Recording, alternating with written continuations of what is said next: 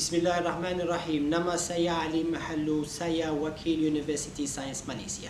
Tajuk pidato saya hari ini adalah bahasa Melayu semakin dibingirkan di mana silapnya. Assalamualaikum warahmatullahi wabarakatuh. Yang dihormati Tuan Mengurusi Majlis Barisan Hakim yang arif lagi bijaksana menjaga masa yang sentiasa pikat dengan nilai masa para peserta yang handalan serta para hadirin dan hadirat yang mulia sekalian. Harapan saya di permulaan pidato ialah agar pidato saya ini mendapat tempat di sanubari para hadirin sekalian. Ayo kita mulakan. Bahasa Melayu semakin dipinggirkan di mana silapnya. Tuan-tuan dan puan-puan yang saya dihormati sekalian. Tidak dapat dinafikan lagi bahawa bahasa Melayu kini semakin dipinggirkan di buminya sendiri oleh mereka yang menghuni di atas tanah Melayu, tempat bahasa Melayu dahulu bertakhta di hati setiap penghuni dan tetamu yang datang mengunjunginya. Dan hati ini bertambah duka dan lara bila mendapati bahawa antara yang menyingkirkan bahasa Melayu adalah mereka yang darah dan daging mereka adalah Melayu sejati dan hakiki. Tak perlu lagi sebutkan contoh peminggiran bahasa Melayu kerana terlalu banyak sehingga semua dengan sendirinya sedia maklum. Hadirin sekalian, wajarkah bahasa Melayu dipinggirkan sedangkan ia satu bahasa yang banyak keistimewaan dan berbagai kelebihan? Antaranya ialah bahasa Melayu adalah bahasa yang indah dengan pelbagai keistimewaan dan mudah pula dipelajari oleh semua bangsa serta luas digunakan pelosok Nusantara yang indah ini sekian lama sehingga dijadikan bahasa ilmu sehinggalah datang penjajah durjana lalu menduai jiwa bangsa dan menghina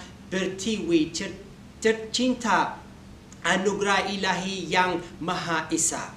Hadirin yang dihormati sekalian, di mana silapnya sehingga bahasa Melayu dipinggirkan?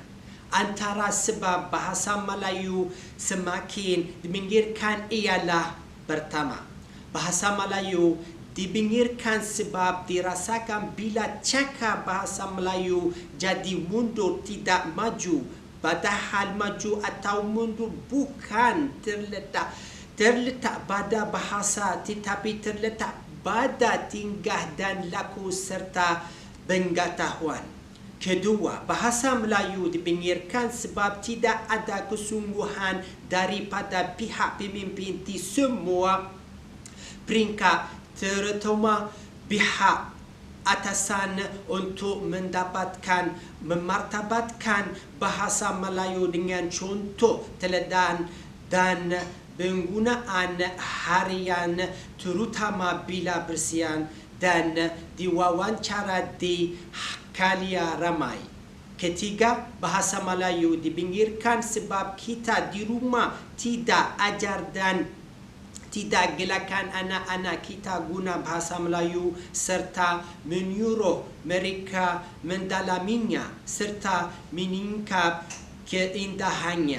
Hadirin sekalian, tiga sebab ini sudah cukup untuk mengingatkan bahasa Melayu sehingga menjadi bahasa yang tidak lagi digemari dan diminati dalam penggunaan harian kita oleh anak bangsa sendiri dan lebih-lebih lagi orang luar. Ayo sama-sama kita pulangkan kepada bahasa Melayu kedudukannya yang sebenar dan kita jadikan bahasa yang mulia ini bahasa pertuturan dan persuratan seharian kita kerana bahasa adalah jiwa bangsa. Mati hidup sesuatu bangsa bermula daripada bahasanya. saya akhiri pidato dengan pantun ini. Pantai Tanjung tempat berkilah, suruh berkilah waktu cuti. Kalau ada silap dan salah, mohon maaf sepenuh hati. Assalamualaikum warahmatullahi wabarakatuh.